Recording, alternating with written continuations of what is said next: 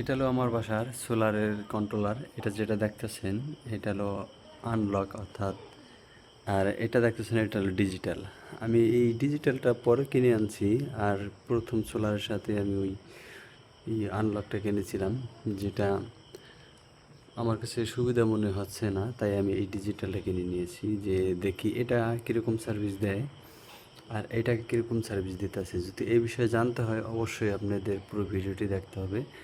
আর ইনশাআল্লাহ নেক্সট আমাদের পুরো ভিডিওটি আসবে সোলারের, যে 150 ওয়াটের প্যানেল দিয়ে আমি কী কী ব্যবহার করতেছি আর কীরকম সার্ভিস দিতে আছে।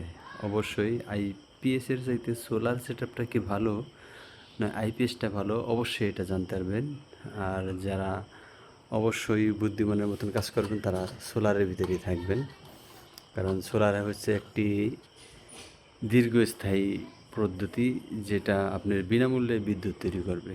আর আমার এটা দিয়ে কিন্তু 3 থেকে 4টা ফ্যান ইউজ করতে পারি, আর ওরকম 6-7টা বাল্ব আমি ইউজ করতে পারি। পুরো ভিডিওটি পেতে হলে অবশ্যই অবশ্যই আমার ফুল ভিডিওটি দেখে আসবেন।